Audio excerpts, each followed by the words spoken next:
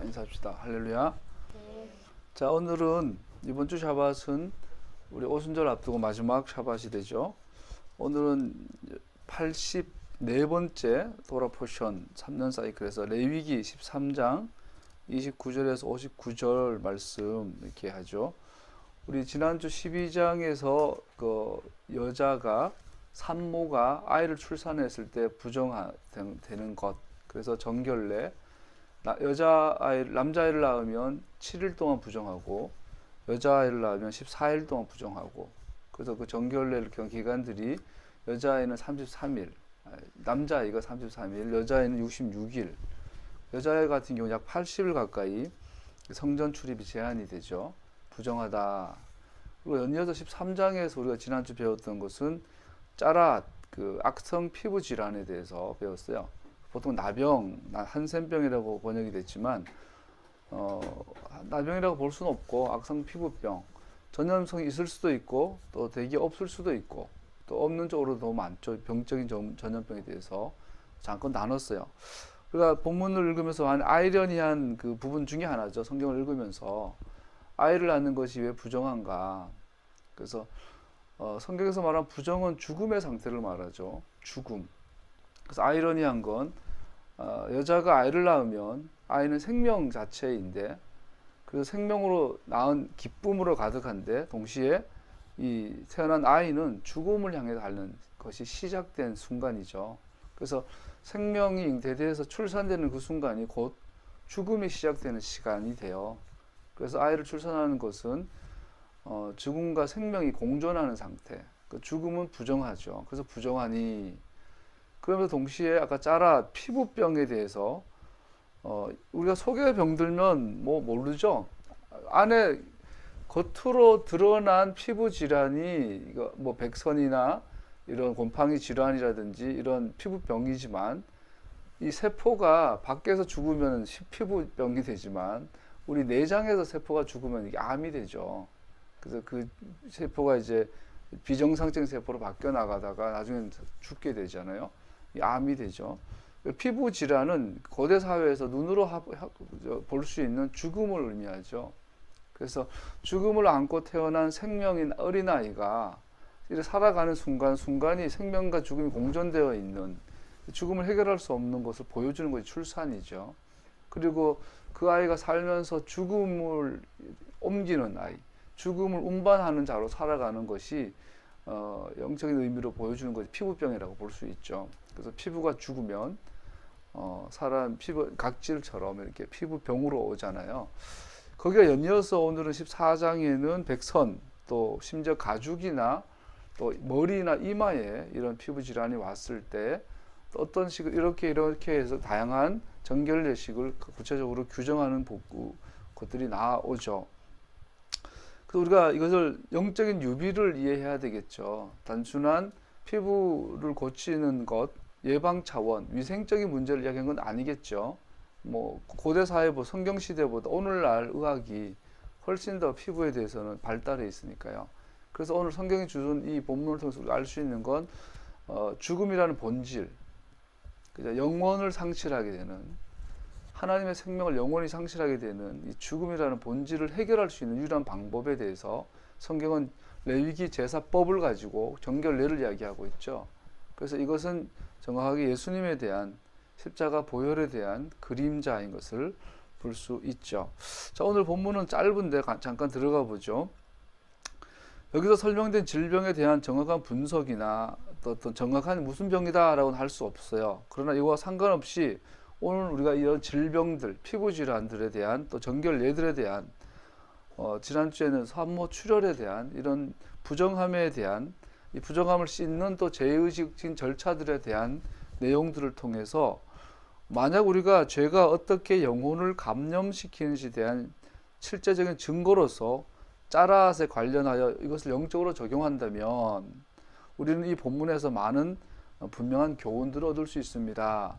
그래서 이 짜랏 피부 질환은 우리가 분명하게 볼 수 있는 죽음이라는 실존, 우리의 삶에 녹아있는 것, 이것을 어떻게 해결하는 것, 그리고 나병 혹은 피부병, 이런 죽음, 부정한 병이 우리의 영혼을, 우리의 생명을 어떻게 감염시키는가에 대해서 성경적 원리를 찾을 수 있는 오늘의 본문이라고 볼 수 있습니다. 첫 번째, 질병은 대개 전염성을 갖고 있습니다. 그러므로 전체의 유익을 위해 감염된 사람은 격리되어집니다. 이 죄의 특성과 같죠. 성서는 죄의 영향에 대해 많이 말합니다. 그리고 그것은 사실상 전염성을 갖고 있습니다. 시편 기자는 시편을 시작하면서 하나님의 복을 받는 사람은 자신을 또 자기 의지로 하나님의 의로운 기준 밖에서 살아가는 악인들과 밀접하게 교제하는 것을 삼가라라고 경고하고 있음을 알 수 있습니다. 시편 1편에 보면 뭐 악인, 또 죄인, 오만한 자, 또 반대되는 복 있는 자가 있잖아요. 그래서 읽어드릴게요. 복 있는 사람은 악인의 길을 따르지 아니며 죄인의 길에 서지 아니하며 오만한 자리에 앉지 아니하며. 나는 것처럼 이 짜라시라는 피부 질환이 걸리면 격리 조치하는 거죠. 진박. 이스라엘의 진박에 격리 조치하는데, 왜냐하면 감염성이 있기 때문에. 그래서 이것은 단순하게 전염병으로서의 병의 전염일 뿐 아니라 이 영적인 의미로 죽음이 전염되는, 이것을 오늘 우리에게 적용한다면 죄는 전염성을 갖고 있다는 것을 보여주는 거죠. 그래서 시편 1편에서 죄의 전염성은, 다른 말로 죄의 전염성은 우리가 어떻게 해서 예방할 수 있는가에 대해서 시편 1편에서 경고하고 있죠. 그래서 세 종류의 사람을 이야기하고 있어요. 악인, 라샤, 악인, 사악한 자, 실제로 범죄를 행한 범죄자 이런 뜻이고요. 죄인, 하타라는 단어를 쓰는데, 이것은 우리가 하타라는 죄는 기본적으로 이제 관역을 빗맞추다 이런 의미가 있죠. 그 토라랑 연결이 되죠. 그래서 인생의 분명한 목적을 알지도 못하고 뭔가 열심히 살고 의롭게 살아가는데 그 관역을 못 맞추는 인생이 되는 것을 우리가 죄인이라고 부르죠. 이 죄인의 범주 안에 들어가면 참 냉혹해요, 사실은. 그래서 우리가 교회 다니는 사람보다 더 착해 보이고 의로워 보이고 하는데 이 하타의 죄인일 경우가 대부분일 수 있죠. 그래서 이거는 창조로 돌아가죠. 하나님이 창조주시라면, 하나님께서 우주의 주인이시고 그분이 사람을 만드셨다면, 그렇다면 그 사람의 존재 이유는 만드신 분의 의도와 의중을 헤아려서 성취하는 것이죠.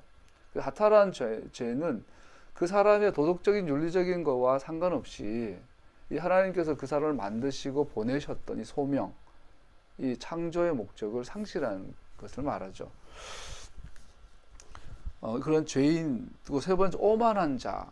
오만한 자는 루츠라는 단어를 쓰는데 경멸하다, 조롱하다, 우리 라손하라, 악한 혀 이런 뜻이 있잖아요. 그래서 누군가를 자꾸 조롱하고 무시하고 경멸하는 이런 사람들을 오만한 자라고 표현합니다. 이 세 종류의 사람은 인간이 죄를 범했을 때 나타나는 세 가지 특징으로 크게 볼 수 있죠. 이런 사람들하고 어떻게 하냐면 가까이 하지 마라, 접촉하지 마라, 이렇게 말하고 있죠. 그래서 하나님의 복을 받은 사람은 이러한 종류의 사람들과 밀접한 관계를 맺는 것에서 자신을 삼가해야 합니다. 아까 오후에 오랜 동안 이제 공직에 하다가 은퇴한 고향 친구가 오랜만에 또 전화를 했어요. 그래서 갑자기 그 친구가 이제 아주 좋은 직장에 있다가 나와서도 지금 자기 사업하는데, 감사하게도 이제 우리 동문들 고향 친구들 모임이 있으면 항상 그 친구가 저한테 연락을 해서, 야, 몇 시 어디서 모이는데 나와라. 안 나갈 걸 알면서도 전화를 하거든요. 그래서 아까도 또 했길래, 야, 고맙다. 근데 나 오늘 저녁 예배 있어. 못 간다. 그냥 전화해봤다. 그러고 이제 내가 목사하는 걸 아니까. 그래서 조만간에 홍천에 한번 놀러 가자. 가서 우리 강가에서 고기나 구워 먹고 놀자. 그러길래.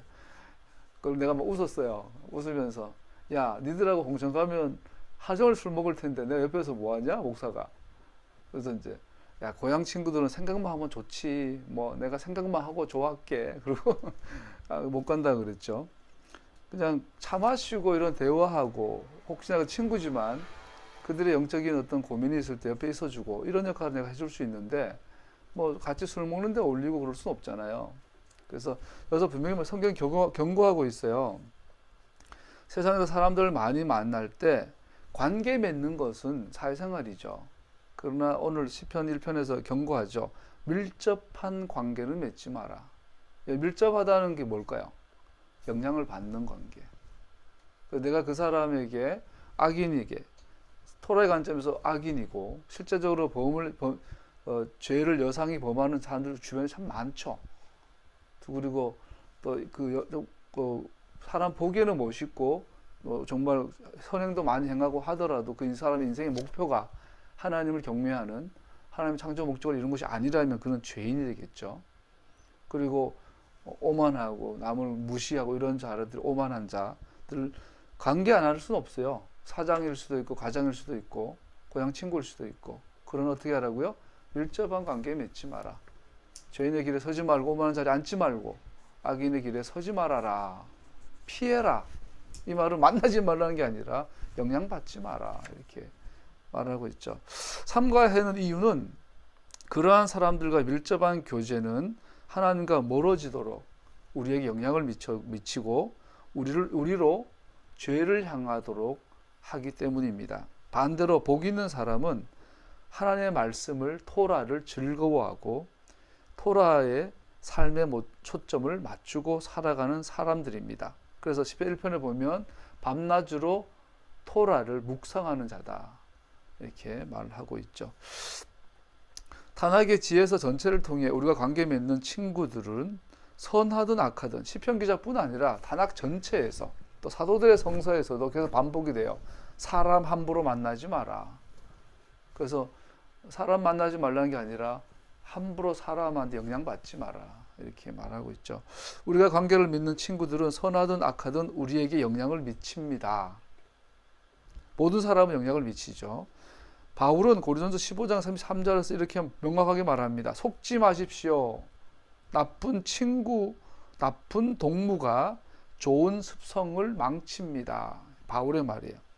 야고보도 경고합니다. 야고보서 1장 27절 하나님 아버지께서 보시기에 깨끗하고 흠이 없는 경건은 고난을 겪고 있는 고아들과 과부들을 돌보아주며 자기를 지켜서 새 속에 물들지 않게 하는 것입니다. 세상의 나쁜 사람들의 나쁜 습관에 영향을 받지 말아라. 이것이 경건이다 라고 경고하고 있죠. 고통 중에 있는 고아와 과부를 찾아보는 것은 이해하는데 왜 야고보는 세상에 물들지 않도록 하라라고 경고하고 있을까요? 여기서 물든다 아스필로스라는 헬라어는 얼룩이 없는, 오점이 없는, 흠 없는 이런 뜻이거든요. 점 없는 에베소 5장 27절 반복이 되는데 사람들은 오염체와의 밀접한 접촉으로 얼룩질 수가 있습니다. 우리가 에볼라 바이러스 또 우리 노무현 정권 때 있었던 그 사스 그 당시에는 우리나라가 전 세계에서 사스 대응이 가장 잘했다라고 아주 모범 사례에 들어가지만 또 작년에 메르스 정부에서 초동대처 실패하고 마지막까지 실패해서 메르스는 아주 최악 상태로 갔던 걸 수 있어요. 그래서 전염병이 발생하면 제일 먼저 하는 게 격리와 차단이죠. 사람들 많이 가는 곳에 최대한 이게 차단하는 걸 볼 수 있어요. 그러면서 오늘 이 짜라앗 피부 질환의 이 격리라는 이 원리를 통해서 오늘 우리에게 하나님께서 우리의 삶의 격리조 필요한 거죠. 즉 사회생활하고 세상생활하면서 악한 영향력을 차단하십시오. 이렇게 말하고 있죠. 그래서 요한일서 2장 15절에 이렇게 말씀하고 있습니다. 여러분은 세상이나 세상에 있는 것들을 사랑하지 마십시오. 누가 세상을 사랑하면 그 사람 속에는 하늘 아버지에 대한 사랑이 없습니다. 세상이 뭐죠? 요즘 사람의 마음을 뺏어가는 게 세상이에요. 세상의 본질. 그러면 컴퓨터 게임의 젊은 애들이 그저께 어제 뉴스에 우리나라 초등학생들의 17%인가 심각한 그 스마트폰 그 게임 중독이라 그래요. 그리고 중독까지는 아니지만 어제 뉴스 몇 번이나 들었는데 꽤 심각한 비율만큼 아이들이 지금 중독 직전 상태까지 간 비율. 지금 초등학교 중고등학생들의 이 게임 중독성이 굉장히 강하대 우리나라가. 자, 그러면 세상을 속지 마라. 세상을 사랑하지 마라 하니까 그럼 게임 하지 말아야 되나요? 물론 나쁜 게임은 하지 말아야죠. 막 서로 사람 죽이고 이런 게임 있잖아요. 피파라든지 건전한 컴퓨터 게임도 많죠. 그럼 게임 하지 말라는 게 아니라 뭐죠? 사랑하지 말라는 이야기예요. 게임을. 세상을 사랑하지 마라. 게임 하는 건 좋은데 사랑하는 거는 마음을 뺏긴 거죠. 세상에 너무나 많아요. 돈도 세상이죠. 돈 버는 건 아주 위대한 행위죠. 돈을 잘 벌고 잘 쓰는 것은. 근데 돈을 사랑하면 그건 만죄의 뿌리가 되죠. 세상에 우리에게 좋은 습관들이 있어요. 좋아하는 취미 생활도 있고, 뭐 요즘은 너무나 다양한 취미 생활들이 많아서 요즘 마니아 문화잖아요. 덕후 문화. 뭐 좋은 거는 좋아요, 아주. 그런데 성경은 분명히 경고하고 있어요. 네가 덕후 좋다, 건전한 덕후 문화 좋다, 건전한 거라면 그러나 사랑하지 마라. 그게 뭐예요? 접촉하지 마라, 전염되지 마라는 뜻이에요. 이거를 깨달을 수 있길 축복합니다. 이것이 경건이에요. 그러면 그 사람은 뭐죠? 아주 멋있죠. 자유해요. 세상의 문화를 즐길 줄 알고, 세상의 풍류와 세상의 격조와 세상의 교양과 세상에 정말 멋있는 삶을 살 수 있는데 사랑하진 않아요. 오직 토라만 사랑해요. 이게 주님이 꿈꾸던 주님의 제자의 모습이죠. 오늘 짤화를 통해서 경고하는 거죠. 그런데 문제는 우리 인간이 그게 사랑하지 않고 무언가에 빠지기가 불가능하다라는 거죠. 이거 쉽지 않지만 연애에서도 마찬가지요. 여자는 남자를 사랑하면 안 돼요. 결혼 상대를. 남자는 여자를 사랑하면 안 돼요. 그러나 사랑해주긴 해야 돼요. 좋아하고 사랑은 해주지되 마음이 뺏기면 안 돼요. 그러니까 모든 것에서 토라 외에 예수님 외에 즉 토라 외에 마음을 뺏기는 걸 가지고 오염되었다, 전염되었다, 물들었다라고 성경은 말하죠. 사람은 오염체와의 밀접한 접촉으로 얼룩질 수가 있습니다. 세상에 오염되지 않게 자신을 지키는 것은 오직 세상의 일과 뒤섞여지는 것에서 자신의 마음을 지키는 것에서만 가능합니다. 할렐루야. 이것을 가지고 신부라 그래요. 이것을 순결하다 그러고, 주님께서 마지막에 내가 믿는 자를 보겠느냐, 그러한 순결한 믿음이 여러분과 회복되어야 될 줄 압니다. 세상을 살아가는 것은 우리의 육체가 악한 경향을 만족시키므로 올무에 빠지게 하는 세상이 주는 즐거움에 질병에 감염되는 것을 의미합니다. 세상을 살아가는 것은 하나님과 그의 나라에 반대하는 일에 우리의 시간과 자원, 힘을 사용하는 것을 의미합니다. 세상을 살아간다는 것은 세상이 주는 즐거움에 감염되는 것. 뭐 게임일 수도 있고, 돈일 수도 있고, 세상 명예일 수도 있고, 뭐 외모 꾸미는 것일 수도 있고, 노래, 뭐 춤 이런 것일 수도 있고, 하여튼 세상은 많은 즐거움들이 있어요. 근데 즐거움에 질병에 감염되는 것, 세상을 살아간다는 의미가. 두 번째로는 하나님의 나라에 반대되는 것에 내 은사와 내 자원과 힘을 사용하는 것. 최근에 보지는 않는데 그 장면을 봤어요. 아버지가 이상해? 이런 드라마가 있더라고요. 근데 이제 어떤 장면을 그냥 캡처해 놨는데, 거기에 그 동거하다가 어떤 그 딸이 변호사 딸하고 뭐 동거하다가 결혼 전에 이제 부모님한테 걸려가지고 이제 끌려온 거예요. 그래서 막 엄마가 그 딸한테 막 네가 나한테 그러시냐고 막 혼내니까 이 딸이 막 울어요. 그게 이제 못 봤나요? 이게 이제 요즘 뭐라고 이렇게 짧게 이렇게 나왔는데, 그때 그 딸이 뭐라고 했냐면 동거가 죄냐고. 다 큰 성인이 결혼 전에 좀 같이 있었는 게 뭐가 죄냐고. 그래 그거 막 울어요, 서럽게. 연기를 너무 잘하니까 나도 눈물이 나더라고. 근데 그 연기를 했던 그분이 목사님 사모님이에요. 이 무슨 이름은 모르겠네. 그 유명한 드라마 주인공인데 현직 목사님 사모님이에요. 그 목사 사모님에서 동거가 죄예요? 내가 뭘 잘못했어요? 이런 식으로 이제 대사를 하니까, 그러면 그 드라마를 보는 대부분의 사람들은 뭐죠? 아, 괜찮은데 왜 저래? 이런 거죠. 그래서 나는, 아, 저분 목사님 사모님인데 어떡하려고 저러나, 하나님 앞에서. 그러면 자기는 그러겠죠. 나 직업이었어요. 나는 그 직업이었고, 내 믿음은 그렇지 않은데, 그냥 대사가 그랬어요라고 핑계하겠죠. 그건 핑계가 될 수가 없지요. 왜냐하면 우리는 누군가에게 영향을 주지만, 또 누군가에게 영향을 받지만, 동시에 누군가에 영향을 주죠. 이것은 세상을 사랑하는 것이지요. 그래서 내가 가진 달란트, 시간, 자원, 힘을 하나님 나라에 반대되는 것에 사용하는 것. 이것은 세상을 사랑하는 것이 되죠. 그래서, 내 가난한 개척교회 목사로서 그 사모님이 그 1년에 막 수십억을 벌어줄 거 아니야. 유명한 탤런트니까. 그거는 부러운데, 아휴, 참, 어떡하나. 나는 안 하고 말겠다. 왜 저러실까? 이런 생각이 들더라고요. 그래서 오늘날 우리가 이 본문을 공부하면서 배우는 첫 번째 교훈은, 죄는 전염성이 있으며, 더 중요한 건 이 전염은 접촉을 통해 퍼진다라는 것입니다. 영적인 영역에서 그것은 삶의 밀착을 통해 퍼집니다. 여러분과 내가 만나는 사람을 통해서 죄는 퍼집니다. 여러분과 내가 접촉하는 사람을 통해서 죄가 퍼집니다. 여러분과 내가 만나는 어떤 뭐 물건이나 환경을 통해서 퍼집니다. 접촉을 통해서. 지난주에 누가 글을 올렸어요. 또 아주머니가 어디에서 요즘 막 그 자기 이야기 막 하는 막 수시로 올라오잖아요, 인터넷에. 아주머니 하소연을 하는데 중2 딸아이가 있대요. 어릴 때부터 혼도 많이 내고 매도 되고 정말 예의 바르고 착하게 공부도 잘해서 잘 키웠대요. 그거 자기가 봤을 때 눈이 너무 예쁜데 쌍꺼풀이 없나 봐요.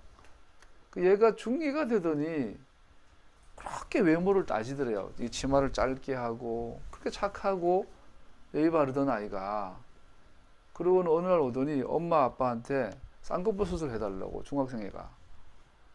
그래서 안 된다고 혼내기도 올리고 했는데 애가 뭐 학교도 안 가고 뭐 완전 땡깡 부리니까 자식이는 부모 있나요? 그래서 다른 건 못 해주겠고 뭐 해달라 외모 꾸미는데, 그래서 쌍꺼풀은 해주겠다. 다만 병원 가가지고 나중에 뭐 이렇게 여러 가지 설득을 해서 결국은 그래서 쌍꺼풀 수술 해주기로 했나 봐요. 내가 보기에 부모가 정신이 나간 사람들인데, 뭐 자기는 하소연 한다 올린 글이에요. 그래서 병원 입구에 갔는데 놀라운 사실이, 그 딸아이가, 중2짜리 딸아이가, 우리 은재 나이가, 엄마 보고 정색을 하고 그러더래요. 엄마, 병원에 가서 우리 집 가정부라고 해주세요. 그러더래요. 친엄마라고 하지 말고. 그러니까 이 엄마가 충격을 받은 거야. 왜? 그랬더니 엄마가 우리 집 가정부라고 그러면 여기 병원의 직원들이 우리 집이 굉장히 부자인 줄 알고, 부잣집 딸내미 온 줄 알고 수술을 더 정성대로 잘해줄 것 같아서 그렇다고. 그래서 이 엄마가 너무 충격을 받아가지고 그래서 글을 올린 거예요. 자기 위로받으려고 올렸는데 밑에 댓글들이 그 부모의 그 자식이지 뭐 이런 식으로 댓글이 막 달린 거예요. 근데 한 사람의 긴 댓글이 내가 와닿았어요. 내 딸이 딱 중2니까. 자기도 그렇대요. 요즘 아이들이 어렸을 때 부모님하고 있을 때는 착하고 예의 바르게, 이게 뭐 자기도 기준이겠지만 잘 크다가 중학교 들어가기 시작하면 바뀐다라는 거죠. 그래서 생각지도 못했던 밖에서 막 이렇게 술, 담배, 뭐 남자 이성 교제, 막 욕하고 그 간다라는 거예요. 왜 그러냐? 그 댓글 중에 이제 자식을 많이 키워본 사람인가 봐요. 친구들이 다 그런다라는 거예요. 제가 우리 은재 다니 오주중학교 네이버에 들어가 쳐봤어요. 오주중학교 어떤가? 오주중학교 어때요? 쳐봤어요. 그래서 뭐 여러 가지 글들이 있는데 하나 눈에 뜨는 글이, 올해 3월에 그 학교 입학하는 지금 중학교 1학년짜리예요. 그 아이가 그 진심으로 6학년 때 쓴 글이지. 나 오주중학교에 이제 입학하는데 오주중학교 교복은 어떻게 입어야 예뻐요? 이거 올린 거야. 그러더니 누가 댓글을 달았는데, 나는 오주중학교 한 3학년인데 오주중학교 교복은 아무리 입어도 예쁘지 않아요. 그래서 그걸 보고 귀엽기도 하고요. 요즘 아이들이 중학교를 들어가면서 이렇게 외모에 그렇게 신경 쓰나 봐요. 그러니까 보니까 그 또래 친구들이 돈, 옷, 외모 하면 따라가는 거죠. 더군다나 중고등학교 때는 그 절대적이잖아요. 친구 영향력이. 정말 우리가 세상이 바뀌면 모든 사람이 세상이 바뀐다는 건 사람이 바뀐다는 거잖아요. 우리가 정말 깨어 기도해야 될 줄로 압니다. 두 번째, 오늘 이 짜라앗을 통해서 배울 수 있는 두 번째 교훈은 제사장은 우리가 병든 것인지 아닌지를 판단하는 사람입니다. 우리가 오늘 본문을 읽으면서 좀 의아한 것 중에 하나가, 여러분 오늘날 병 걸리면 어디 가요? 병원에 가야죠. 지지난주 아주 핫한 뉴스 중에 하나가 아나키라는 그 카페 운영자, 대구에서 한의사 지금 그 경찰 조사받고 있잖아요. 나도 뭔가 싶어서 아나키라는 그 실내를 봤더니 어떤 부분은 동요되는 부분도 있는데 어떤 부분은 좀 심각하게 그거는 아이들의 그거를 생명을 담보로 그냥 무섭게 그냥 야간수가 우리 아이 야간수고 키우는 뭐 그런 거예요. 아우 눈으로 못 볼 만큼 징그럽더라고. 아이들 얼마나 괴롭혔는지. 자, 오늘날도 병이 들면 병원 가잖아요. 의사를 만나잖아요. 그것도 한의사인데 한의사다 보니까 아무래도 이제 이런 외과적인 질환은 약할 텐데 어떻게 그걸 어떻게 해결하려고 하다 보니까 그 부작용이 많이 난 것 같은데, 놀라운 사실 오늘 피부병이 걸렸는데 오늘 현대인이 보면 오해할 수 있어요. 의사를 찾아간 게 아니라 제사장을 찾아가요. 제사장이 가서 얘는 무슨 병이다, 뭐 완치가 됐다, 아직 진행 중이다, 의학적 소견을 제사장이 내놓고 진단하고 또 치료까지 제사장이 해결을 해요. 감염된 아주 그 당시에 그 가장 어른이신 장로님들이나 지파장들, 정치인들이나 왕이나 선지자가 아니라 제사장이 개개인의 감염 사실을 판단하고 진단하고 이렇게 치료하였다라는 것은 굉장히 흥미로운 일입니다. 왜 성경은 제사장에게 이런 의사 역할을 맡겼을까요? 왜 우리에게 하나님 이런 그림을 주셨을까요? 만일 질병과 그것을 공동체 내에서 다루는 방법이 영적인 질병과 또 그 영적인 질병에 대한 치유에 대한 그림이라면 제사장이 그것을 진단하고 판단하는 것은 우리에게 매우 중요한 사실을 보여줍니다. 그것은 매우 중요합니다. 왜냐하면 흔히 우리는 병이 들어도 그것을 깨닫지 못하거나 우리가 아는 것이 사실이라는 것을, 내가 병이 걸렸는데 대부분의 환자들은 자기가 병 걸린 인정하지 않죠. 그리고 자기가 스스로를 난 저 정도 아파라고 진단하는데 대부분 사실과 다르죠. 예나 지금이나 그런가 봐요. 그런데 성경에 가면 백성을 등지고 하나님을 향하여 선 제사장은 죄인과 하나님을 사이에 관계를 회복하는 것에 대해 영향을 끼치는 사람입니다. 그는 죄에 대한 속죄를 이루고 죄인이 하나님과 화해하게 하는 희생의식을 통하여 이것을 행합니다. 질병은 죽음의 한 모양을 나타내며 그래서 궁극적으로는 살아계신 하나님을 대적하며 그 개인을 하나님으로부터 분리시키며 그로 같이 예배드리는 것을 못하게 합니다. 자, 성경은 우리에게 말하고 있는데 의학적인 것을 말하는 게 아니라 피부 질환이 걸렸는데 제사장이 가서 진단하고 처방하고 제사장이 정결례까지 인도하게 만드는 이 그림을 통해서 우리가 알 수 있는 것은 아까 말한 것처럼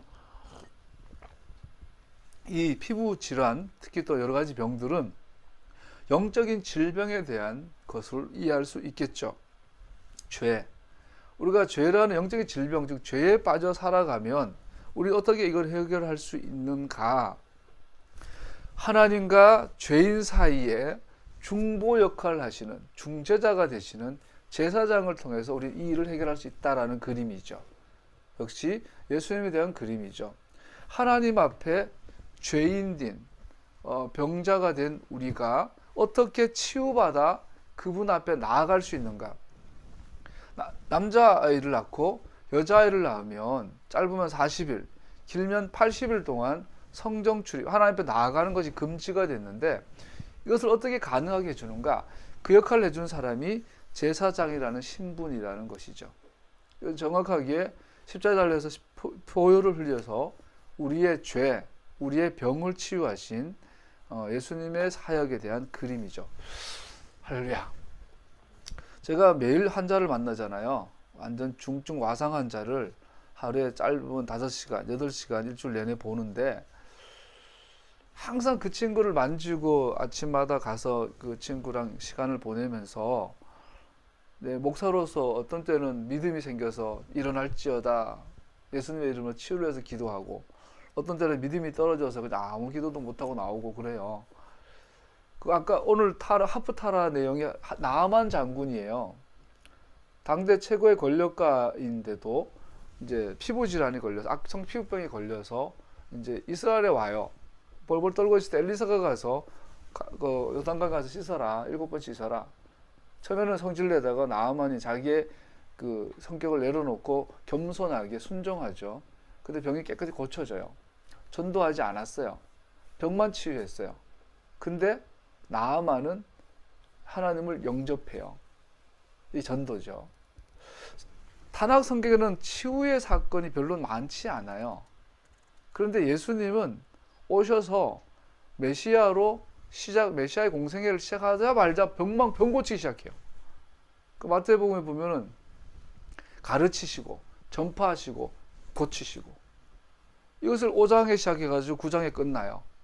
그 사이에 산상보훈이 있고 제자를 뽑는 것이 있고 제자를 파송하는 게 있고 그 사이에 전부 다 치유 사역이에요. 하나님 나라 복음을 전파하고 병든 자를 치유하셨어요. 근데 치유하는 것도 그 카테고리가 있죠. 앉은뱅이, 걷지 못하는 자, 보지 못하는 자, 듣지 못하는 자를 주로 말하지 못하는 자 이런 사람들 주로 고치셨어요. 물론 피부병자도 고쳤지만 이것은 영적인 이 짜라앗에 빠져 있는 이스라엘을 치유하신 예수님의 메시지예요. 이스라엘이 하나님의 토라를 공부를 하는데 듣지를 못해요. 보지를 못해요. 듣지 않고 보지를 못하니까 하나님의 말씀대로 살아가고 걸어가지를 못해요. 안전병이에요. 그러니까 하나님께서 그들을 치유하시면서 이스라엘을 치유하신 거 보여주고 계신 거거든요. 이 치유 사역, 실제로 병을 고치는 치유 사역도 우리 가운데 강력하게 회복이 돼야 하겠고, 나아가서 그 치유라는 사역을 통해서 그들의 마음이 토라이신 예수와께로 돌아오도록 하는 것이 진정한 메시아닉 복음이 되겠죠. 여러 번 내가 이 역할을 해야 돼요. 제사장 역할. 죄인과 곧 병든 자와 곧 죄인과 하나님 사이에 예수님의 이름으로 나아가서 이들을 화해시키는 것. 그동안 한국교회도 세계교회도 부흥을 많이 경험했죠. 근데 우리에게 남은 숙제는 뭐죠? 한국교회가 그동안 성장하고 부흥한 거 참 귀한 일들이에요. 아주사 부흥도 귀하고 웰즈 부흥도 귀하고 찰스 피니, 조나단 에드워드, 우리나라에 옛날에 있었던 이기풍 선교사님 이런 부흥의 이런 했던 분들은 너무 귀한 교회들을 세우셨죠, 하나님께서. 그러나 오늘날 토라를 회복하는 메시아닉 교회가 시작된 한국 교회에 또 필요한 건 이제 그런 강력한 역사하심을 통해서 그들을 토라로 인도하는, 토라 라이프로 인도하는, 살아계신 토라이신 예수님께로 인도하는 부흥이 나는 한국교회에 임할 거라고 믿어요. 왜냐하면 그래야만 하니까. 하나님께서 지난 헌정사에서 이번 대선을 통해서 완전히 새로운 세상을 시작하셨어요. 앞으로 세상은 지금과 다를 겁니다. 이제 달라졌습니다. 그러면 이제 한국 안에 토라로 인도하는 부흥이 일어나고 통일되고 또 일로 실크로드를 통해서 한국의 청년들이 이제는 파리로 영국으로 오토바이 타고 갈 수 있는 시대가 왔을 때 하나님께서 예수님 재림을 앞두고 한국을 준비시키신다고 개인적으로 기대하고 믿습니다. 지금 일본이나 러시아나 미국이 저렇게 중국이 함부로 해도 결국은 우리 대한민국 복음을 위해서 선다면 특히 사람들을 토라하게 인도하는 복음, 즉 천국 복음을 전하는 나라가 된다면 우리나라를 하나님께서 마지막에 지켜주실 거라고 믿어요. 여러분과 내가 해야 할 일들이 많아요. 그래서 우리는 그러한 일들이 일어나기 위해서 하나의 미랄로 살다가 가면 돼요. 그래서 그렇게 되기를 축복합니다. 불에 대한 유일한 치료는 질병을 치유하는 것이고 제사장의 지시를 따라 미크베에 가서 질병을 제거하는 것입니다. 치료는 오직 제사장을 행하는 속죄와 하해의 직무를 통해서만 가능했습니다. 우리 자신이 우리의 죄를, 우리의 병을 치유할 수 있다라는 어리석은 생각을 하지 맙시다. 우리가 짊어지고 있는 영혼의 병은 죽음의 질병입니다. 유일한 치료는 메시아의 구속 사역입니다. 그의 제사장적 속죄 사역과 중보 사역을 떠나서는 우리는 하나님과 회개할 길이 없습니다. 어느 날 우리가 제사장 앞에 섰을 때, 그가 우리의 흠을 살펴보실 때, 만일 우리가 전부가 우리의 삶, 몸 전체가 그의 사역으로 깨끗해지지 않았다면 그는 우리가 오염되었다고 선포할 것이고 우리는 부정한 자로서 그의 임재하심에서 쫓겨나게 될 것입니다. 우리는 또한 우리가 지금 여기서 죄를 어떻게 다루는지에 대해서 감히 실제적으로 하나님 우리를 적용하실지도 모릅니다. 옛날에 제사장이 병든 자를 찾아가서 너는 아직 오염 중이니까 격리해. 너는 왕쾌가 됐으니까 들어와. 속죄 정결례를 행하면 너는 이제 다시 이스라엘이야.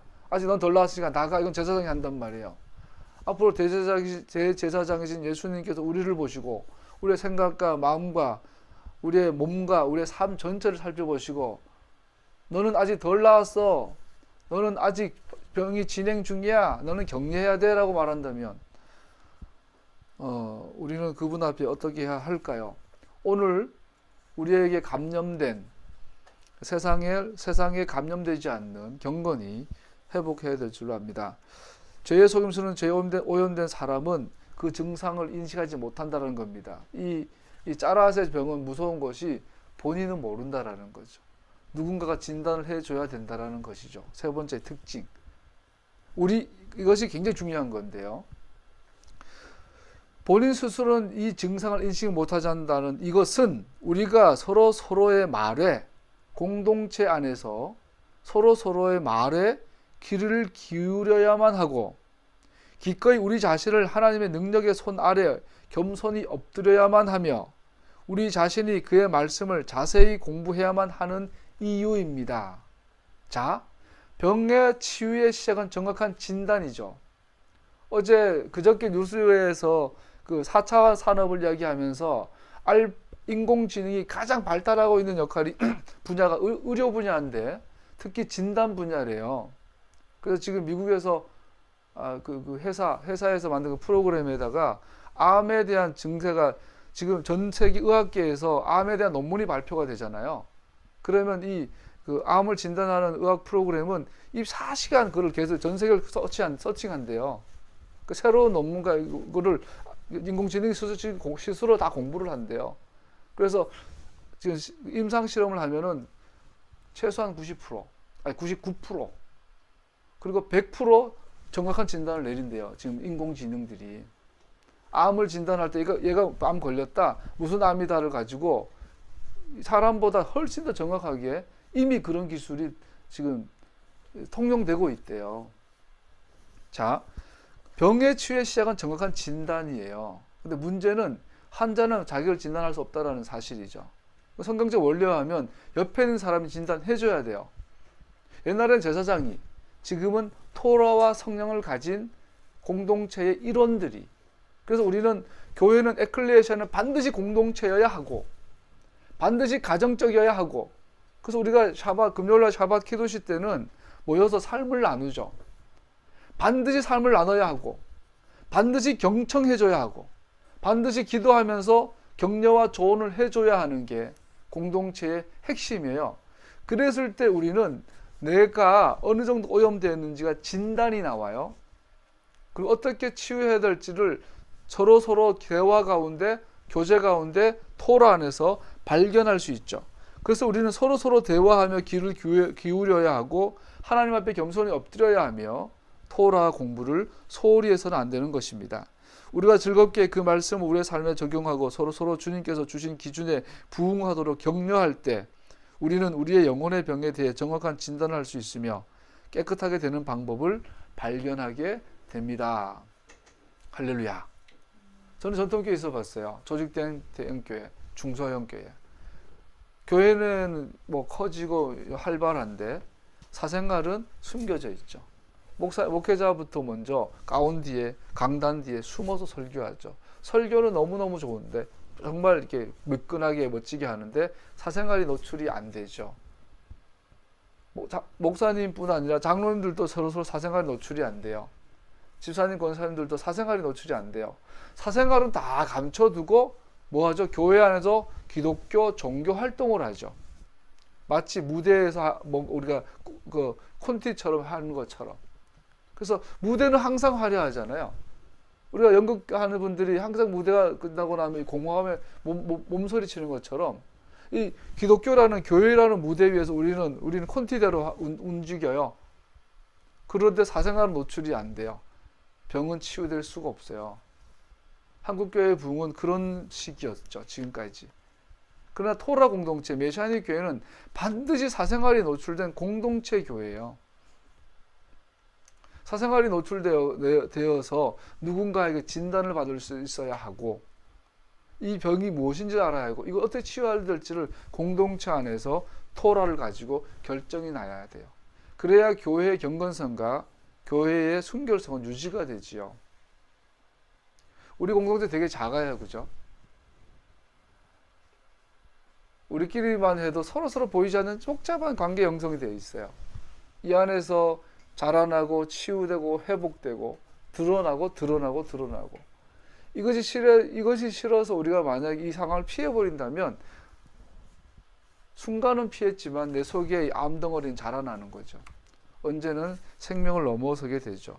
그래서 여러분, 영적인 거지, 제가 개인적으로 리얼하게 표현하는 영적 홈리스, 교회는 다니는데 몇십 년 그 교회는 다니고 열심히 권사활동, 여전도의 활동은 하는데 영적인 거지들, 영적인 홈리스들이 오늘날 대부분이라고 저는 극단적으로 봅니다. 실제로 그렇다고 보고요. 노출된 이 연출한 말씀을 정리하겠습니다. 세 번째, 이 병의 특징은 병은 가난한 자나 부유한 자나 구별하지 않는다라는 거죠. 병은 차별하지 않습니다. 무서운 이야기죠.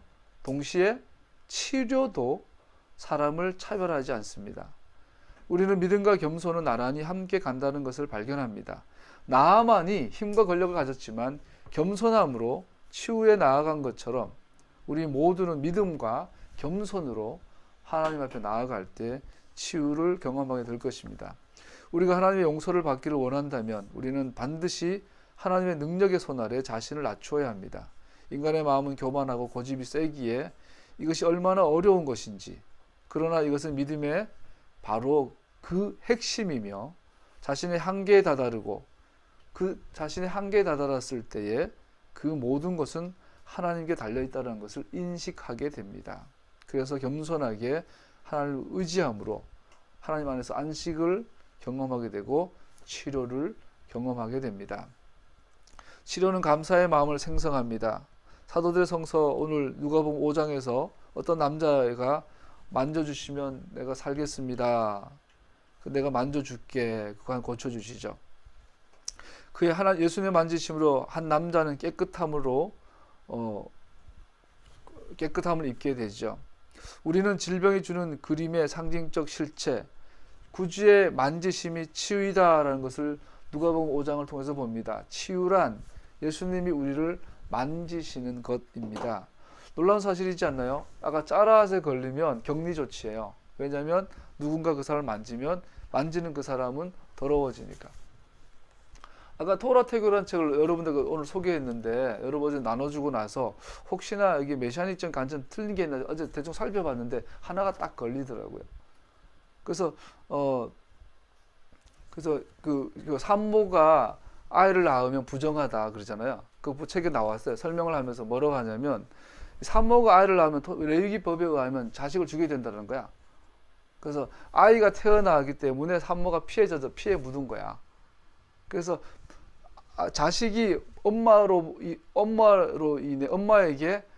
자식이 피를 흘리게 했기 때문에 토라에 의하면 피 흘리게 한 자는 반드시 죽여야 한다 돼 있기 때문에 자식을 죽여야 된다라는 거야.